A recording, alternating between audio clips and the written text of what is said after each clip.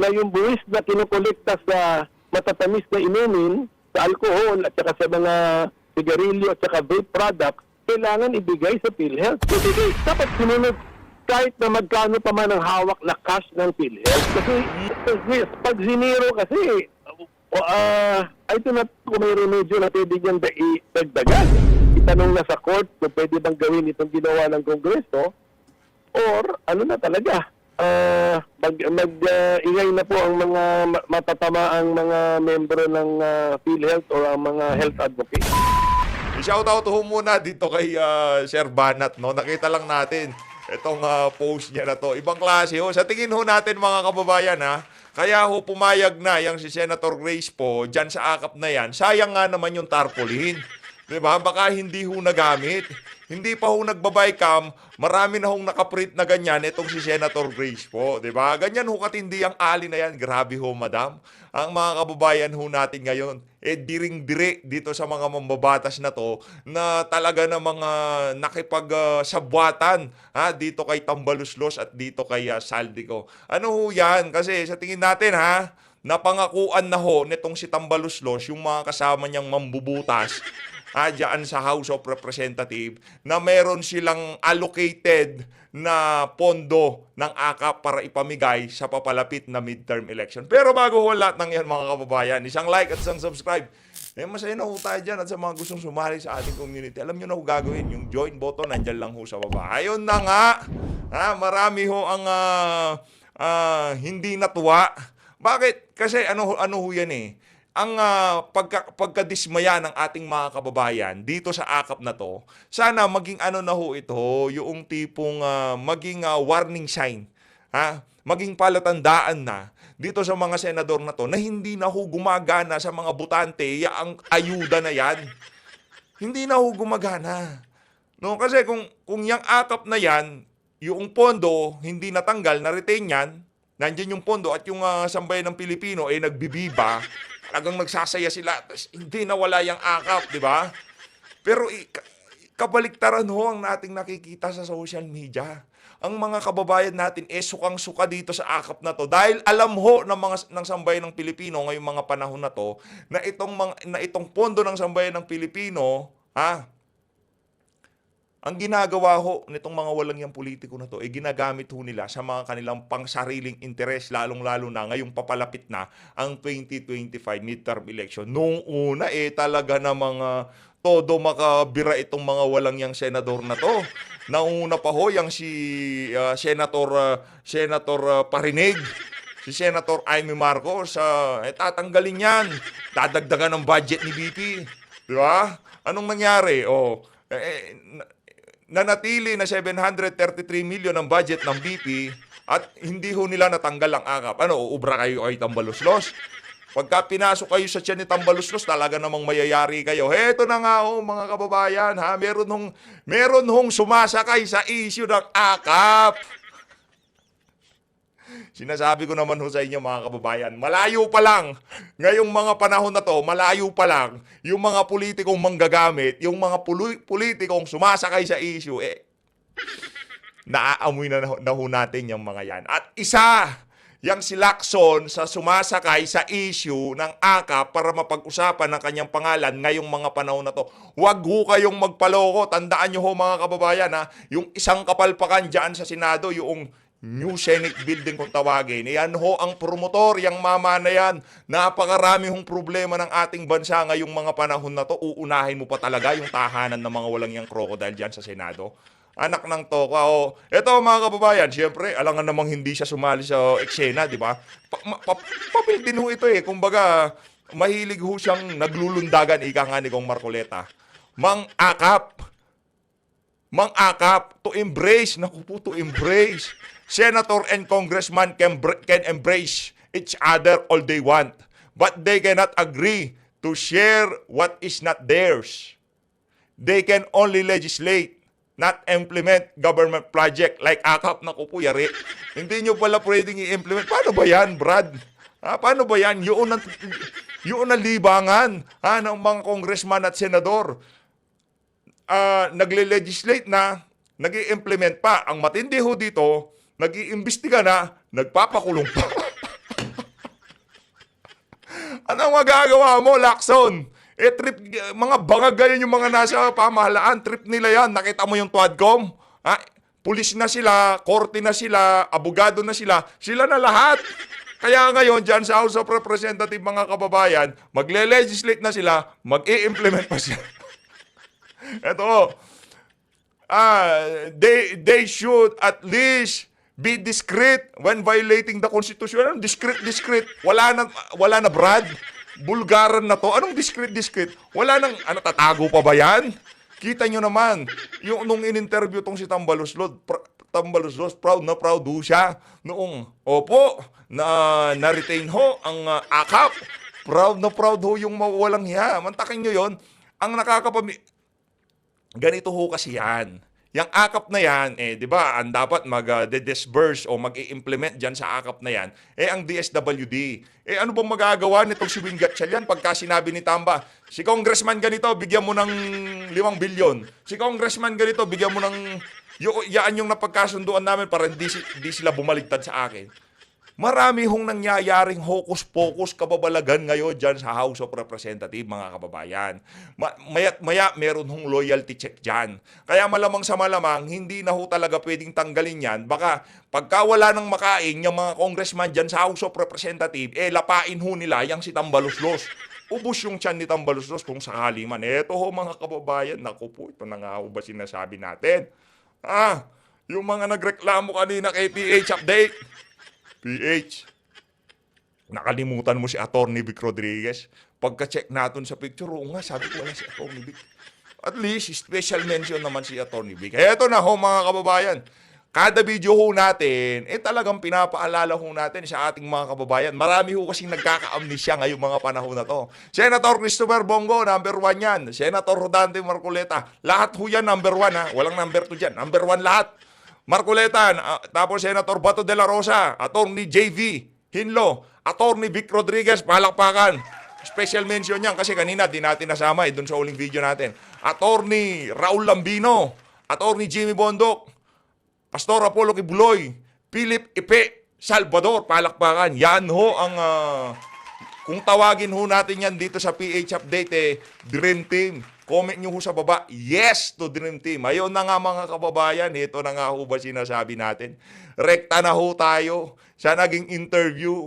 Yung napanood nyo kanina, yung interview nitong si Senator Coco Pimentel dito kay Manong Ted Pailon. Malupit ho itong interview na to. Matindi ho yung balitaktakan dito sa interview na to. Game. Ay, una pala, ituloy ho muna natin. Para ma-refresh lang ang kaisipan ng ating mga kababayan kung gaano tayo pinagloloko nitong mga senador at congressman na to. Yung doon sa second to the last video natin, kesyo itong Senado daw at House of Representatives, tinuturuan daw ho nila ng leksyon ang PhilHealth. At punta na ho tayo sa pangalawang topic natin, PhilHealth, di ba? Siniro ho nila ang budget ng PhilHealth. Pakinggan ho natin. Ang isa sa pinakawalang hiya, pinaka-inutil at pinaka-walang kwentang senador ngayong mga panahon na to. Senator, sa bagay, tapos na nga naman ang termino, kaya magkupal na siya ng magkup. Sorry ho sa salita ha. Kahit na magkups na siya ng magkups, walang problema. Senator, Grace po, palakpakan ho natin ang pinaka-walang yung senador ngayong mga panahon na to. Game! I'm reminded of the saying that health is wealth. But I don't think, Mr. President, that we can use funds meant for health so that we will justify this, that we will generate wealth for the nation. Mr. President, So, the budget of the DOH has increased from last year. DOH. So it may not have been, Mukha pa lang ni Grace po, nakakakita na ako ng tsaching eh. Mukhang pera ka, madam. Mukha kang pera. Mukha kang pera eh. Alam mo yung sa 1,000 dati, yung babae, kamukha mo na yun eh. an item, for example, in particular for PhilHealth. Pero, Yan yung mga politikong walang kabusugan. Nakikita ko lang, buti na lang di ka naging presidente, anak ng toka. Grabe, no? Siguro kung naging presidente ka, tatalunin mo si Pinoy sa pagiging inutil.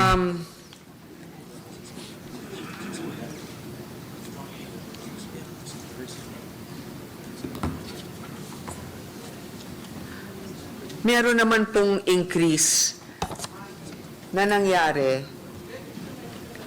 dito sa DOH from 241 billion 602 in 2024, yung BICAM natin nasa 247,923. So we are, of course, health is wealth. That's very important. But also, Pambihira ho talaga itong Senator Grace po. Kung health is well, bakit nyo siniro yung budget ng PhilHealth? Di ho ba kayo nahihiya niyan? Dahil ho ba napag-usapan, nabuisit yung amo mong si Tambaluslos? Dahil maraming nagalit ng mga kababayan natin sa paglipat-lipat ng pondo ng PhilHealth. Ngayon, para ma-justify nyo yung mga kabalbalan nyo na palipat-lipat ng pondo, binawasan nyo para maipakita nyo sa sambayan ng Pilipino, naku, maraming surplus na pera yung PhilHealth. Di nga nila kailangan ng pondo. health, the financial situation of our country, the economy, and wealth-generating initiatives are important so that we can support social protection initiatives such as the health sector. Sige, mag-digress po tayo muna sa health sector. Pero napansin ko po na ang ating final amount sa Department of Health is 247.9 billion pesos sa BICAM report, mas mababa by 25.7 billion pesos from the GAB, 273.7 billion pesos. So, binawasan pa rin natin ang DOH. And then, ang ating parang Ano kasi, Senator kailangan ho nila yung mga pera na yan para nga ho sa susunod na election. Pag nga naman yung mga pondo galing sa PhilHealth, galing sa DOH, hindi yung maganda yun.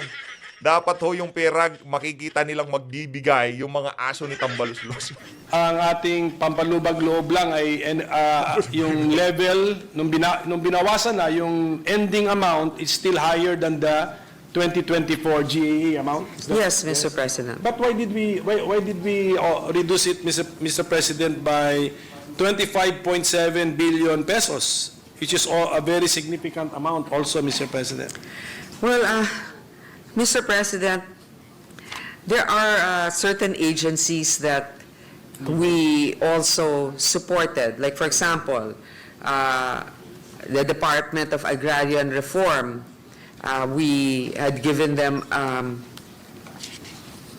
increase for their budget. We also had given the state universities and colleges an increase in their budget. The DICT, we've also given them an increase. The Department of National Defense also has an increase. So, Mr. President, if possible, we would like to increase all, but then also because of the substantial budget allocation of other departments, we also made sure that departments that are also crucial have a respectable amount that they can operate with.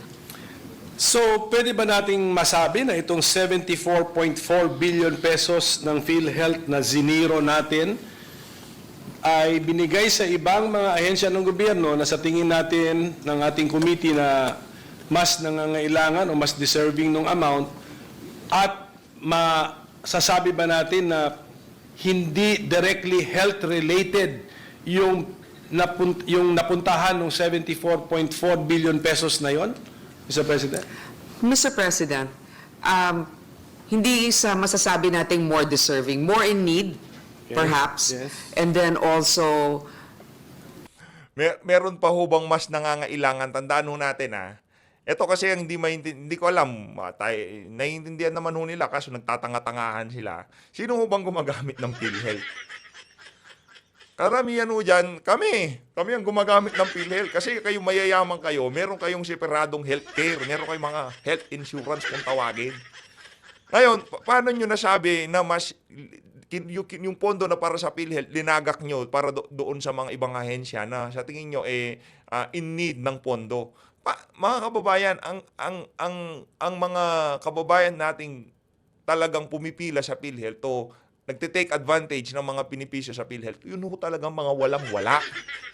Ngayon, bali ang nangyari dito, kinuhanan nyo ng pondo yung mga kababayan natin na umaasa lang dyan sa PhilHealth, yung mga walang-wala. Di ba? Hindi mo natin maintindihan yung logic. Ilinagay nyo dito sa pondo, ilinagay nyo yung pondo, ilinagay nyo sa ibang departamento na sa tingin nyo mga nangangailangan. Yung mga ordinaryong Pilipino na walang health insurance na kagaya nyo, na milyon-milyon ang nakukuha, pagka atsingin lang ng isa, meron ng 1 milyon, wala hong ganon yung mga ordinaryong Pilipino. Kaya wag kayong wag kayong magsabi na dinagak doon sa mga ehensya na mas nangangailangan. Ito na ho, nakikita ko lang tong si Senator Grace po, medyo naaalibadbaran tayo. Lipat na ho tayo dito kay Manong Ted Filon. Game. Tag sa tanan. Opo, daghang salamat po. Senator, ano po nangyari? Kasi originally po naman sa version ng House at saka ng Senado, meron po namang subsidy for PhilHealth. And all of a sudden, nag-meeting po ang BICAM and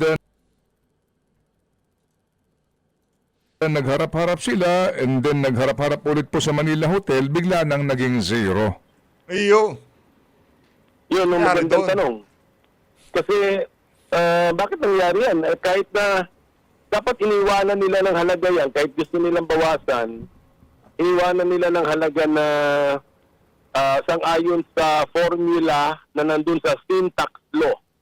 May batas kasi na nagko-compute kung magkano dapat binibigay ng national government sa PhilHealth bilang subsidy. So dapat hindi bumabayan ng mga 50 plus billion pesos kung gusto man nila babaan. Ang ginawa nila, siniro eh. Grabe. Sino Siniro po ho itong talaga sila, yun. Senator? Sa sobrang pagkadismayan itong alam mo, naiintindihan ko kasi nitong si Manong Ted na ang ang mga parokyano ng PhilHealth, yung mga kababayan ho nating naghihikaho sa buhay. Alam ho nitong si Manong Ted at alam din nitong si Senator Coco Pimentel at alam din na ho ng mga senador yan. At hindi ho natin maintindihan bakit ho nila siniro dahil maingay sa media. Dahil maraming mga medical organization o medical group ang nagsalita doon sa paglipat ng pondo ng PhilHealth ng administrasyon na to. Kaya napag-initan ng PhilHealth ngayon, siniro yung budget. Kesyo gusto nilang i-justify yung pagkuha ng pera dyan sa PhilHealth. Anak ng toko, mali naman ho ata yan. Well, yung Ginagawa ho nilang bobo yung mga sumusubaybay sa mga kaganapan na to sa ating bansa. Sa totoo lang, ginagawa ho tayong tanga nitong mga nitong mga senador at congressman na to. Yung tipong siniro out namin yan. Alam nyo bakit? Nakita nyo yun? Linipat nga namin yung napakalaking pondo kasi may pera sila. 'Di ba? Ngayon, bakit pa nila kailangan? Meron pa nga silang nakatabing pondo dyan. Di nila kailangan, ilipat na lang natin sa ibang mga ahensya. Ganun ho sila yung mga nag-working group, yung mga technical working group, baliwala naman yung naging panel to panel eh. Kasi nagkaroon ng proposal, yan sa technical working group, ganun din. Hindi pinag-usapan ng maaga at saka hindi pinag-usapan ng nakalantad na yun pala ang balak nilang gawin.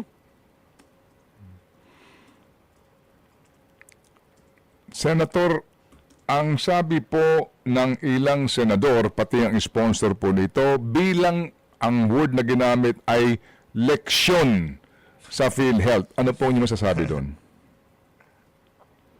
Pwede naman, binigyan na namin ng leksyon ng PhilHealth sa katakot-takot na sermon na inabot ng PhilHealth sa Senado. As para sa Senado lang yung masasagot ko. As para sa pagdating sa Senado, committee hearing pa lang, katakot-takot na lecture at saka rekomendasyon na ang binibigay sa PhilHealth. Pagdating sa budget hearing, ganun din. Pinagsabihan na sila paulit-ulit. At ang sagot naman ng PhilHealth sa amin, opo, naririnig namin ang mga ideas ninyo, ginagawa na rin namin yun. So katulad ng isang idea ko na mag-extend kayo ng dental services. I-cover ninyo ang mga bisita sa dentista, pag-ayos ng ngipin. At sabi nila, gagawin na namin yun. So dadami na yung services na ibibigay nila, i-cover nila yung case rates, tapos taasan pa ninyo yung halaga ng case rates para kunyari 600,000 yung billing, ang binibigay ng PhilHealth 20,000 lamang. So taasan ninyo kasi covered naman yun eh. So sinabi nga, gagawin namin at sabi nga nila, alos dinoble na nila, 190% na nga ang increase eh. So tapos ang isa pang idea namin, bababaan na namin yung contribution ng mga mamamayan, yung mga direct contributor, ibababa na natin yung percentage. Ngayon ay 5%, ibababa natin sa 3.25%. Grabe, ginagawa ganda, no? na, meron na tayong mga idea, panukala na ginagawa na ng PhilHealth. So, wrong timing na isisiro sila. Kasi Correct. magkakasabay ngayon yung wala silang cash flow. Tapos, ang anticipated natin, yung cash out nila, lalaki. Kasi nga, Oh! nilakihan na nila yung mga benepisyo at saka dinagdagan pa ng Oh! dental services. Gaya nga ng sinabi ko. Nako, problema ho ito mga kababayan. Problema ho itong ano na to, itong mga kaganapan na to, no? Ngayong ang PhilHealth tatalima na doon sa mga ideyang ipinukol sa kanila noong pinatawag sila sa Senado.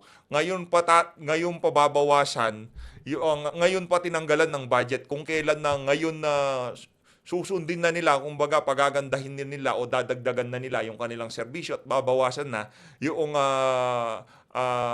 kinukolekta para doon sa mga PhilHealth contributor, no? Naku, problema yan.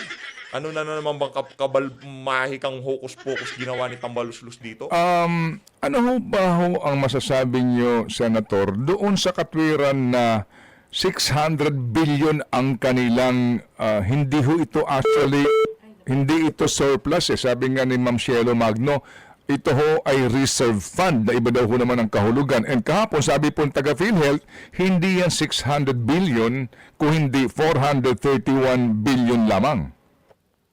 Correct. Alam mo, yung figure na yan, wala talaga makapagsabi kung magkano yan. Galaw ng galaw from 400 to 600 billion.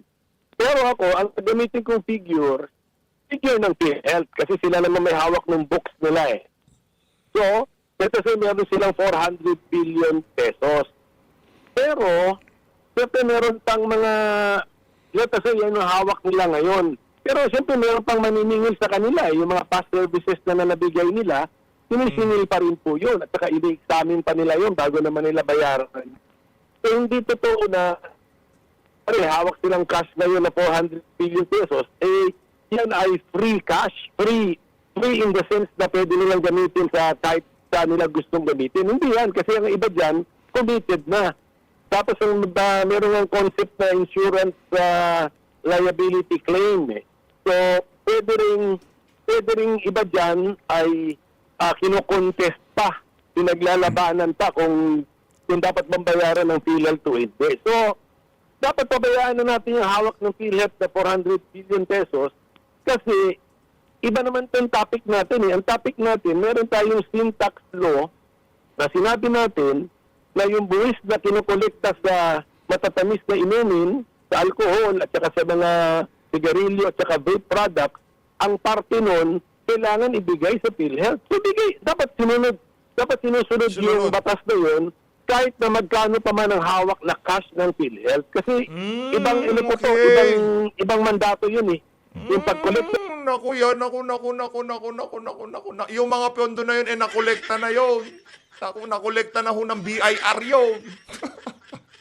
Nakolekta na ho sa mga serbesa, sa mga yosi, sa mga vape products. Nakolekta na ho yun. Nasa kaban na ng sambayanan nyo. Ngayon, meron ho palang batas na kung saan porsyon ng kita ng pamahalaan doon sa mga makakasalanang produkto na yun. Di ba? Ang porsyon nun, dapat ibigay kung saan dapat mapunta. Kaso ang ginawa ko ng mga matatalinong congressman at senador, naku, ilagay natin yan doon sa kung saan na tayo ang pwedeng mamigay. Gawin nating ayuda. sa ng buwis at pag-remit sa PhilHealth, ibang mandato yun. Iba yun. Senator, ano ho ang implikasyon nito na nag-zero Lungkot. national government subsidy sa PhilHealth sa usapin number 1 doon sa contribution ng mga indirect members, number 2 doon sa binabanggit nyo, natataasan na po yung case rate na binabanggit nyo, pati ilan pang mga serbisyo na ibibigay po ng PhilHealth sa mga miyembro. baka magkabulilyaso tayo kasi I'm sure ang Kongreso hindi naman kami nag-compute din yung actuarial, ang tawag yata diyan actuarial science yung pagko-compute kung kakayanin ba ng fund o hindi. Kaya dapat hindi talaga sa galit dinaan na gusto natin pagalitan ng PhilHealth isi-zero natin. Dapat close consultation sa PhilHealth. Magkano ang pinaka-minimum na kaya ninyong i-absorb para hindi masira yung mga plano ninyo? Ganun yun, kasi marami na nga silang plano. Dinoble nga nila yung case rate. Dinagdagan pa. May dental services at meron pa yata yung konsulta. Yung pupunta ka sa clinic, pagkukonsulta ka lang sa doktor, hindi ka naman kailangan ma-confine sa hospital, pwede na yun i-charge sa PhilHealth. So, bagong feature na naman yun. So, dapat talaga malapitang konsultasyon with PhilHealth yan bago ginalaw yung 74.4 billion pesos na proposal ng administration na ito. Kasi yung 74 billion pesos na yun, galing sa NEP yun Proposal yan ng administration na ito. So ano pong implikasyon nun? Magkaroon kaya ng katwiran ng PhilHealth ngayon? Una, na hindi makakolekta ng contribution for indirect members that will result na hindi natutuparin ang kanilang mga ipinangakong pagbabago? Huwag nilang gawin yun. Makakasuhan sila dyan. Pero kailangan bumalik sila sa drawing board at mag-computation sila. Pakita nila ulit sa amin na dapat naman yung 400 billion din ay hindi rin naman natin nakikitang natutulog lang sa habang panahon tulog. So dapat nakita rin nila na ginagamit din nila yun. Opo. Pero again, the implication po nito, ito pong kawalan ng subsidy ngayon, ano ang implikasyon nito para doon sa mga supposed to be nga po indirect members na siyang pinagkukunan po ng kanilang contribution? Dapat wala. Pero tama yun kasi magkakaroon nga ng duda. Pero dapat wala. Kasi una sa lahat, yung mga indirect members, nabayaran naman yung kanilang mga premium contribution sa mga nakaraang panahon Nabayaran na yun. So, wala naman tayong rule na pag nakamiss ka ng isang taon, hindi ka na covered. Kasi meron tayong mandato na universal coverage. Nasa batas yun. Kaya binabayaran ng national government yung premium. Pero ano yun, parang nagko-compute tayo na ang cover dito ilang milyon pero sa computation lang yon yung milyon ang covered sa computation lang ng subsidy. Pero dapat sa pag-function ng PhilHealth, lahat ng Pilipino covered. Lahat. So dapat hindi maapektuhan. Kung may insidente na ginamit yun, sabihan ka agad ng mga mambabatas para mauna ang PhilHealth at wag gawin ng PhilHealth yun at kaya makakasuhan sila. Okay.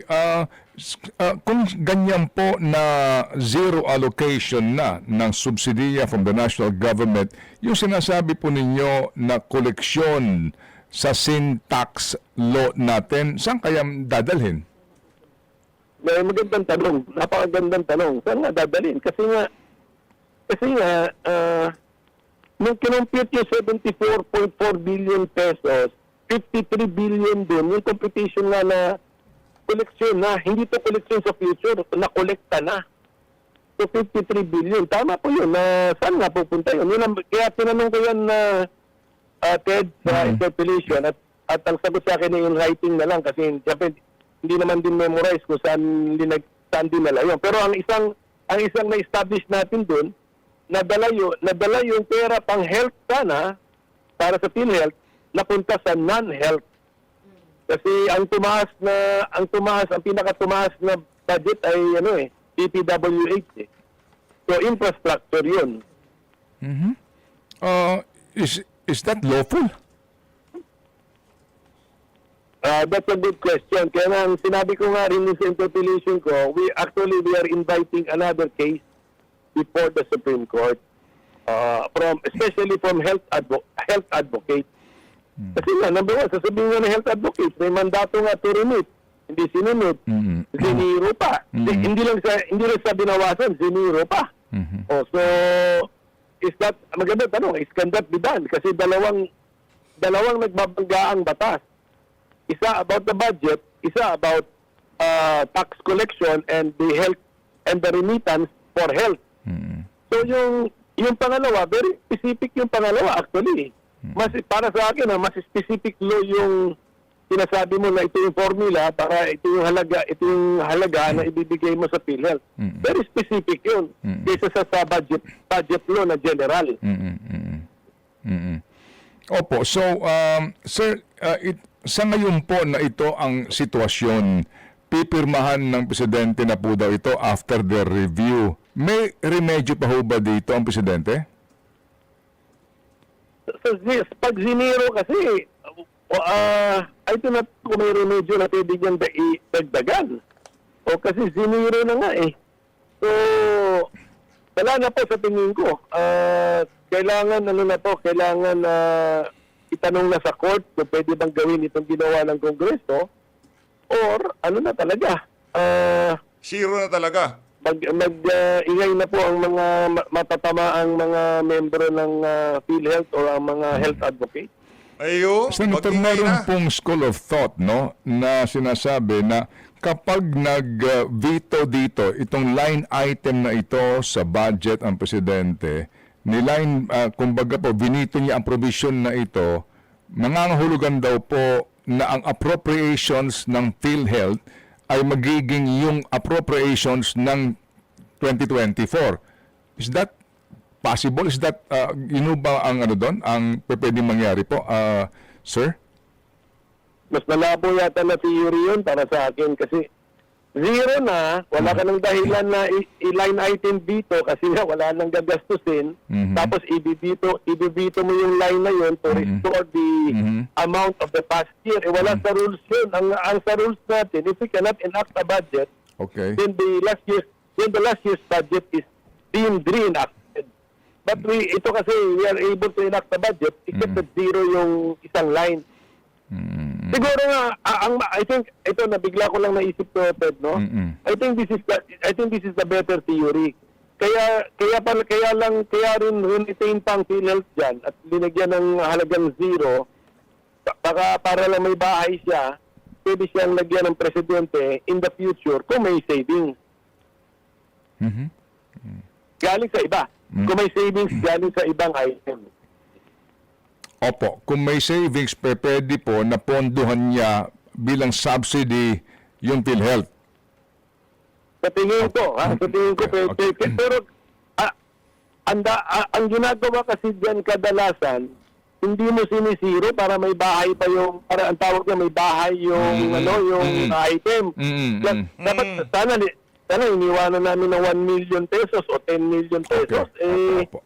Siniro, kaya medyo yan isang kailangan ko pang magkonsulta sa mga budget experts. Kung ang Grabe, ano ba naman ho yung 'di ba? Yung 5 milyon, 10 milyon compare doon sa bilyon-bilyon pinamimigay nila kada merong akap o kung ano mga ayuda program ng House of Representatives, 'di ba? Yung pamimigay nila. Ano ba naman ho yung 10 milyon para hindi mapag-usapan, lagyan natin kahit na 20 milyon lang, 'di ba? Lagyan natin 20 milyon kasi hindi gagawa ng ingay yan. So sobrang kabangagan at inuna ang ego, inuna ang kung ano-anong kalokohan ng mga tao diyan sa House of Representatives. Yung angas ho nila nauna, kagaya dito kay VP Sara, 733 million. Diyan naman ho sa PhilHealth talagang siniro nila. Wala ho talaga, magkakahindot-hindot ho tayo. Etong usapin na to, hindi pa ho to matatapos ngayong linggo na to. Sa susunod na linggo, tandaan niyo mga kababayan, ito ho ang pinakamainit na usapin sa social media. Yan ang pagsiro sa budget ng PhilHealth. Sigurado ho yan. Sigurado yan. Alam, yung mga kababayan ho nating umaasa sa PhilHealth, mga lampag ho kayo. Naku, yan na nga ho ba sinasabi natin, no? Mga lampag ho kayo kailangan dahil yung serbisyo na dapat maihahatid sa inyo ng PhilHealth, baka makompromiso sa ginawa ng mga walang yana yan dyan sa House of Representatives at Senado. zero ba, ay pwede mo bang dagdagan? O kaya, sabi nga po ninyo, hindi pa ho ninyo lubusan na aaral, no? Ang mga provision dito po, baka may mga singit na naman special provision kasi kung may koleksyon ang Bureau of Internal Revenue sa excise tax, sa sin taxes na ito, sa sin products, baka naman pag nakolekta yon, ang presidente magmando, ilagay mo yan dyan sa PhilHealth. Is that possible? O maliban na lamang kung may provision ngayon na nakasingit na specific itong syntax for next year, eh may mapupuntahan. Ang ganito kasi, Manong Ted, yung bottom line ng suma total na gastos, parehas, hindi gumalaw yung bottom line. So, ibig sabihin nun, yung kinuha sa PhilHealth na galing sa syntax collection, kapag collected na yan ay pumunta sa iba. Oo. Ibang gastusin. Therefore, kung meron ka pala biglang makukunan at ibabalik mo sa PhilHealth, manggagaling na yun sa savings ng iba. Kasi, Oo nga. all accounted for na Tama. At, Opo. kung ano man yung kinolekta, ito na po, ito na rin ang gagastusin. Nangungutang pa nga Opo. Nangungutang pa nga para sa ibang gastusin So, yun po, ganun po yung mangyayari dyan. Okay, kasi nga yung 6 Ayun na nga mga kababayan, kung gusto yung panoorin yung buong interview na yan nitong si Senator Coco Pimentel dito kay Manong Ted Filon, punta lang ho kayo dito sa True FM. Maraming salamat po mga kababayan kung umabot po kayo sa bahagi ng video natin na to. Isang like at isang subscribe lang ho, masaya na ho tayo dyan, at sa mga gusto sumali sa ating community, i-click nyo lang ho yung join button sa baba para kayo hong pinakaunang makakita sa ating mga reaction. Mag-ingat po kayo lahat. Mahal natin ang Pilipinas. Maraming salamat po mga kababayan.